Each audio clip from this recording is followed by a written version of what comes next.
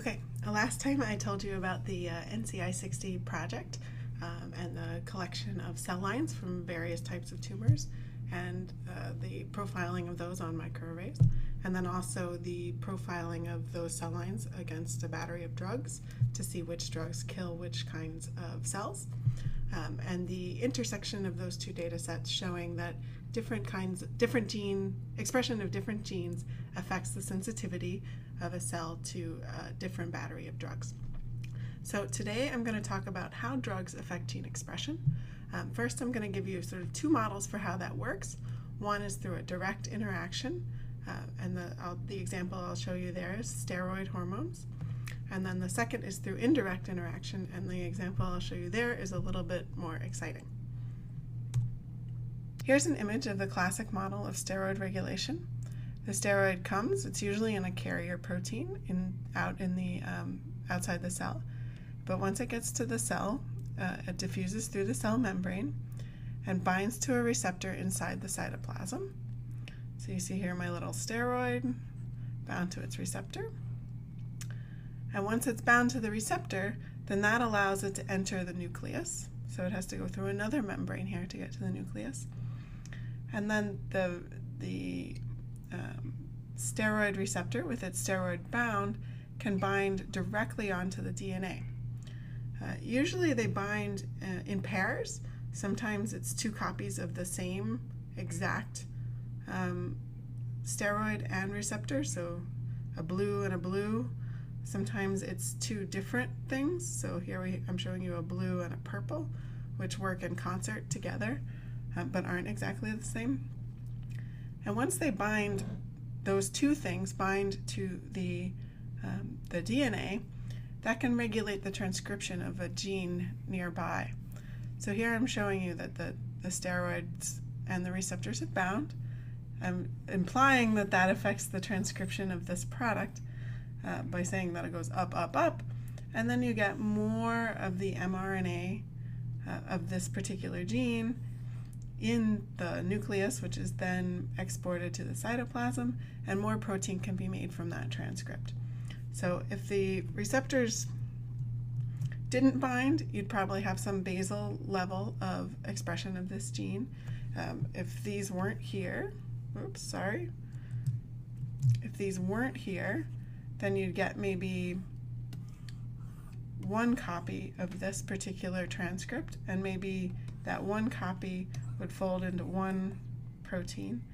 But with the advent of the steroid, you get this binding, you get more copies of the mRNA, and then you get more copies of the protein. So that's the classic model of steroid regulation. It's a very direct effect. Steroid binds, more gene. Another way that drugs can affect gene expression is indirectly. So cocaine, one of my favorite drugs, not really, blocks the dopamine reuptake transporter. That's why it makes you really happy. But it doesn't do that by going into the nucleus and binding a gene the same way a steroid does. Instead, you get the little, I think this is how this works. You get the little bit of cocaine, it binds to this receptor, it changes activity of these guys up here, ATP and cyclic AMP. It causes this whole cascade of things to happen, which includes transcription factors, but not anything that binds cocaine. And all the way down here, that modulates this gene expression. So it has to go through a lot of jumps to get a change in gene expression of genes. It doesn't sit right on the gene and say, all right, make more of me. So it's a different kind of a mechanism and a much more indirect one. So there are lots of drugs in this class that have effects like this, that require A causes, the drug binds A, and then A causes B, and then B causes C, and C blocks D, which causes more of E, and then you get gene expression changes. But it's a more convoluted pathway than the classic steroid mechanism. So when we do an experiment like this, one of the common figures in a paper is a heat map that shows expression changes. And this is from actually a paper I worked on. showing gene expression in my favorite NCI 60 breast cancer line, MCF7s, after treatment with estrogen, estradiol, which is a steroid hormone. So it has that it goes into the nucleus, it affects transcription directly. And what we're showing here, each of these lines represents one gene. 3 hours after estrogen exposure, 6 hours after estrogen exposure, and 12 hours after estrogen exposure. And what we're showing is that here in the middle, where there's a lot of black, these are genes that don't change very much when you give them estrogen.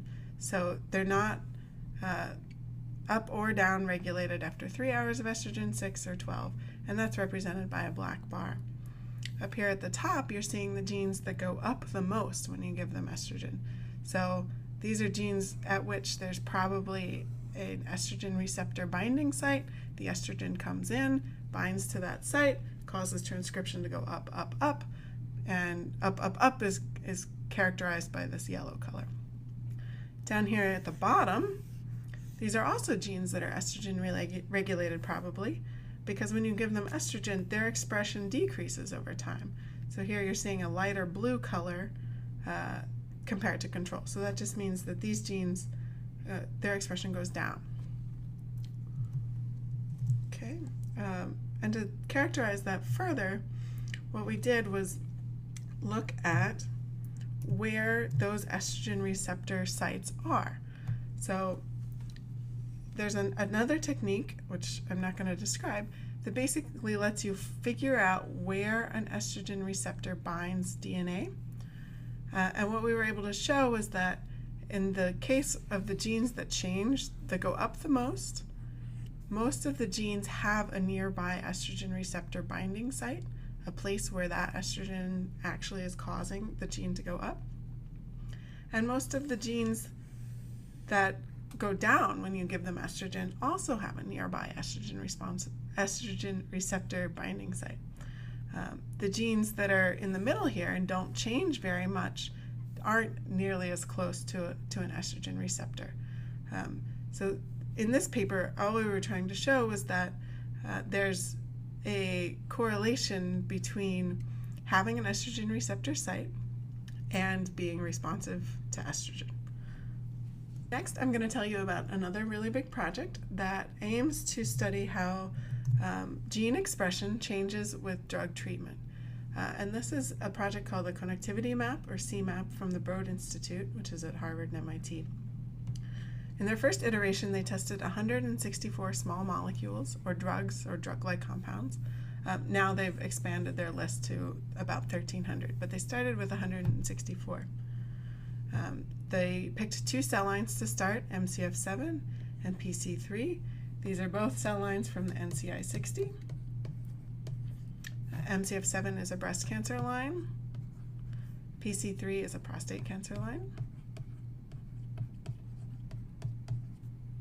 And they grew these the same way I told you about before, in plastic Petri-like dishes in incubators with a media containing all of the nutrients that the cells need. So for each of these cell lines, they dumped their 164 different drugs on them individually and waited for 6 hours. Then they did an expression microarray to see what changes had happened in the cell. And this was all done in 2006. They had done this experiment and were analyzing the data. They clustered all of the expression data to see if they could recover drug classes. So out of their 164 drugs, many of them were cancer drugs, which happen to be the things I know best, but things like cisplatin and carboplatin are both platinum-based compounds. They look pretty similar. They have sort of similar mechanisms in the body, and they wanted to see if things like that would cluster together. It had sort of the same effect on the cells, or a similar effect on the cells, as compared to something that acts in a totally different way, like Taxol. So that was the first goal. What they found, actually, was that the major clusters were not drug class related. but instead were related to more technical artifacts like which array which array batch the experiment was processed in, how long the cells had been growing in the plastic when they did the experiment, things like that. So they were very concerned that their experiment wasn't robust to these kinds of artifacts, and they needed to develop a new way to analyze the data that did recover these things, which were pretty well characterized biological phenomena. Because their naive analysis method seemed to depend too much on artifacts that they weren't interested in, they developed a new method that was aimed at recovering drug-specific phenotypes. And the method is gene set based. This is a little bit complicated. It might take you a couple times going through it to understand. It took me 10 times, so don't feel bad if it doesn't make sense at first. But basically, the first thing they did was take a list of genes that they thought was involved in the drug response. And I'm going to call that a set. So for all the other drugs, they want to examine expression changes of the genes in that set. So you have one drug, you think you know what's going on with that drug, so you have some a priori knowledge or some data-driven knowledge about the genes that should change. And then for all the other genes, you look at those genes to see if they change. So the idea here is that if two drugs are really similarly related, are very similar, are related, then they might cause expression changes in the same sort of sets. So instead of looking at individual genes, as you would do naively, you're looking at a more aggregate phenotype in the cell. So given my drug A that prompts the description of the set, I want to look for other drugs that cause changes in that set more than I would expect by random. I'm going to do my best to describe GSEA in pencil graphics, and then I'll show you the figure from the paper after that. It's a little bit tricky to understand, so if it doesn't make sense right away, go through it again and see if you can make sense of it. Okay, so first you need a gene set. And this is sort of input to the whole algorithm. Let's say, for example, that based on some previous experiment, you knew the names of 20 genes that have increased expression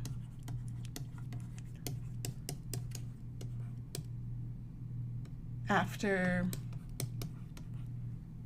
treatment with estrogen.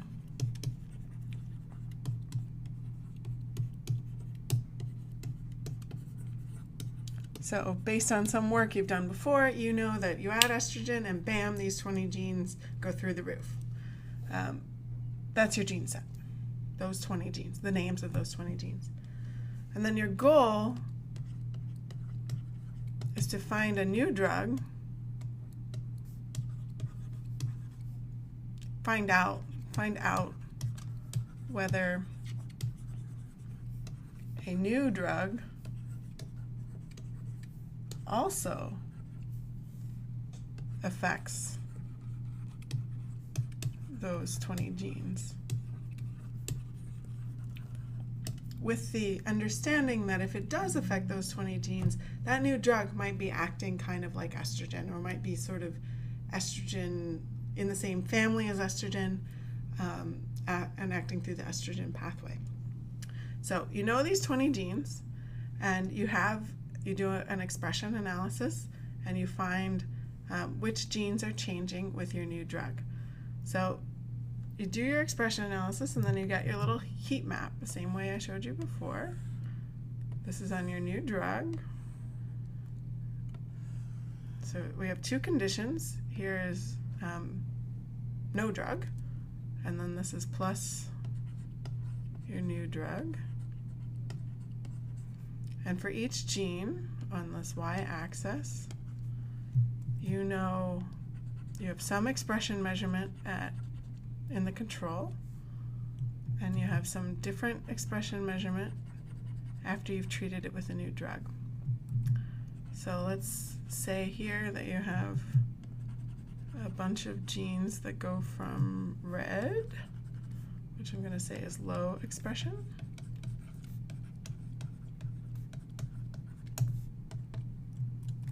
to blue, which is high expression.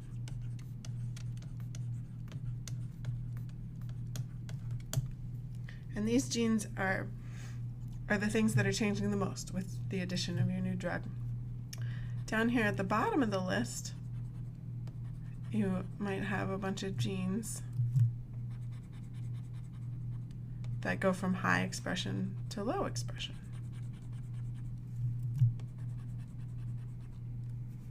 Draw a few more up here. So if you remember the heat map I showed you before, you can imagine that this is a really, really dark blue, and this is a slightly lighter blue, a slightly lighter blue, slightly lighter blue. But the trends for lots of, the genes are ordered in the order of their trend. So the things at the top are changing the most up, and things at the bottom are changing the most down. And then these guys in the middle, I'm just going to draw as purple. They're not changing very much with the treatment of the drug. So you have this whole new data set. And the goal of GSEA is to compare this data set to the 20 genes that you know have increased expression after treatment with estrogen. So what you do is you create a new column, which I'm going to say is set inclusion. And for each of these 20 genes, as you walk down this list that's ordered in terms of the response that your drug gives, you put a little check mark next to the ones that are in your set. So this gene, this number 1 gene, it's changing big time in your new experiment, and it changed in your old experiment, it gets a check mark. This number 2 gene, even though it's changing big time in your new experiment, it didn't make the cut before. So it wasn't included in your original 20 gene set.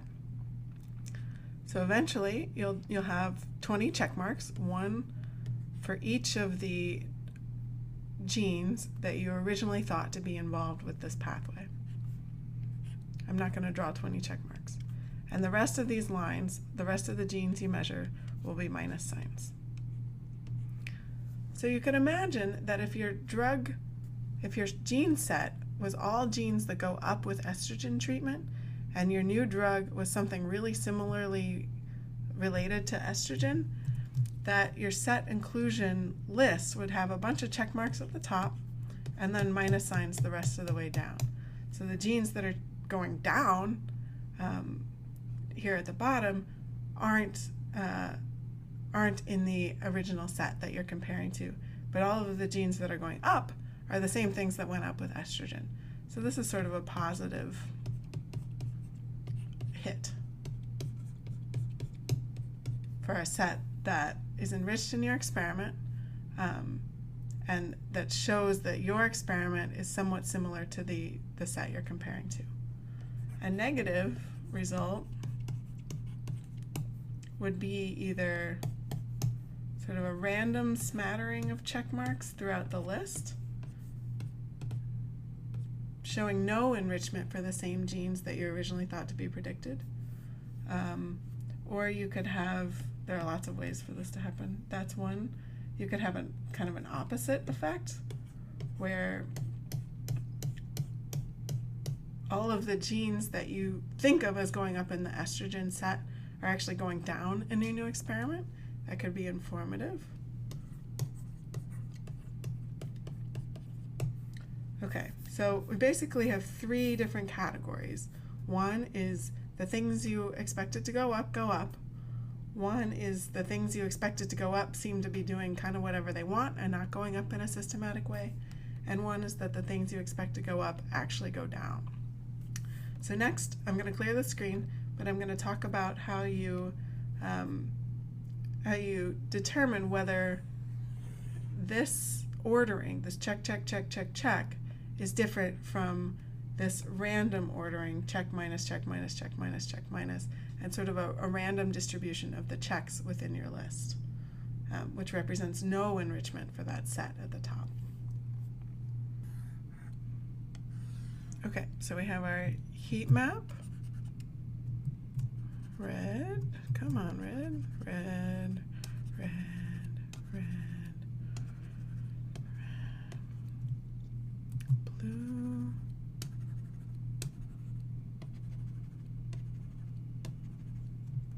purple, that's not purple, purple in the middle there, okay, which represents our zero condition and our drug condition. And we've just made a list of check marks that show which members of these, which lines of our heat map are in the set that we're interested in. So now we need to turn this list of check marks into a score. And to do that, basically move things to an XY axis. And for each, you start walking here at the top of your list. And for each time you hit a check mark, you increase your score by the kind of the amount that the gene changes over here. So in this case, where we have a really big difference between 0 and the drug and a check mark, that increases the score by a big difference. So this is drug 1, gene 1. And then I go down to the second gene, which by definition won't have as much of a difference, even though it looks exactly the same, have as much of a difference as the first gene, but is included in our list again. So we increase the score a little bit more. Then I get to the third gene in my list. In my new experiment, this gene is changing a lot, but in my old experiment, it wasn't included. So that decreases my score by the magnitude of that change. So for each minus, I go down. I'm trying to make my downs a little shorter as I go because the differences aren't as strong. And for each plus, I go up a little. So up 2, then down 2, then up 1. And that's it. So now I have this sort of walk that I've done down my list to see where my pluses and minuses got me and how much of a change each of those genes represents. And that gets all the way to my the 8,000, the number of genes I measured here. You go out 8,000 times. Plus, plus, minus, minus. You'll have 20 pluses and the rest will be minus. Okay, so if you have a really big effect here, your most positive example is going to go up, up, up, up, up, and then it have all of its down, all of the minuses will be down. So it'll look like this: plus, plus, plus, plus, plus, minus, minus, minus, minus, minus. So here we've got plus, plus, plus, plus, plus, and then minus, minus, minus, minus, minus, minus, minus, minus, all the way off. But the height of the peak will be really, really shifted to the left. That's a little bit hard to see because we're going to go down 7,000 times. So if we zoom out, this is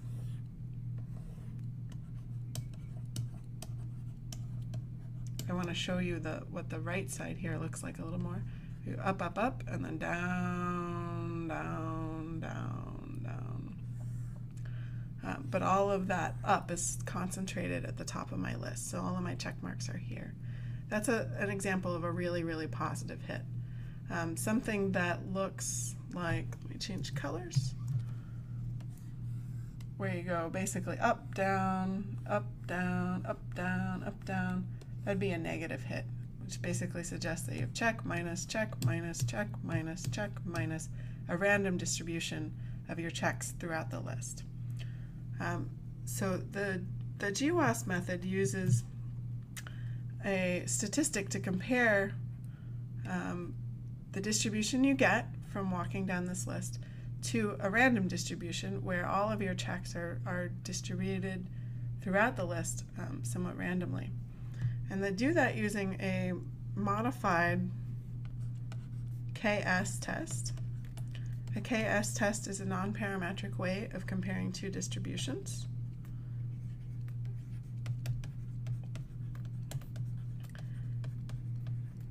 And in this particular scenario, they're basically asking, is the distribution I got, is one of these purple distributions, my query distribution, significantly different from a random walk through these checks? And that gives you a p-value.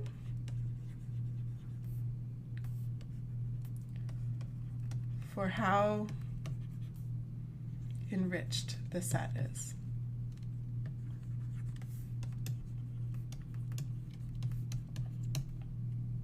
Sorry. Okay. And notably, I'm going to clear the screen again. Sorry. Notably, if this is your background, up, down, up, down, up, down, up, down, and this is your query, up, up, up, down, that'll give you a small p-value. Because they're different. But also, this might be an interesting case where you have really low here, everything's going down, and then everything goes up at the end. This would be a situation, as I showed before, which I called the opposite situation, where you have minus, minus, minus, minus, minus, minus, minus, minus, check, check, check, check at the bottom. And that would also give you a small p-value because it differs from this random distribution by a lot.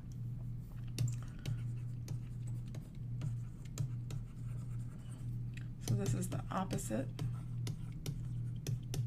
case, and this is the same direction case.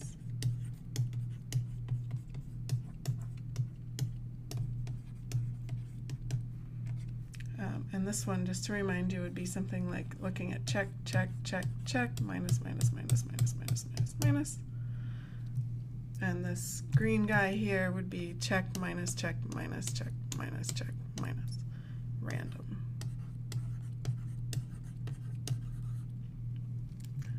Okay, so just to drill this in a little more, the same direction case, you get a small p-value if the genes that are changing are going in the same direction as the genes from your set. So you had a set of genes you expected to be upregulated with estrogen treatment, and in your new experiment, a lot of those genes are upregulated with estrogen treatment. In the opposite case over here, maybe you had a gene set of a list of genes that you thought was upregulated in estrogen, and your new experiment, most of those genes are down-regulated in estrogen.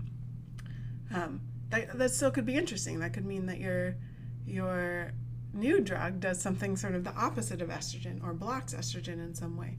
So you're interested in both of these cases, and if you get a big p-value, it means that the genes you've examined don't really do much changing in your new experiment. Okay, next I'm going to show you the actual figure from the paper. I think it'll make sense. I hope. Clear this off. That doesn't help. So this is basically the same.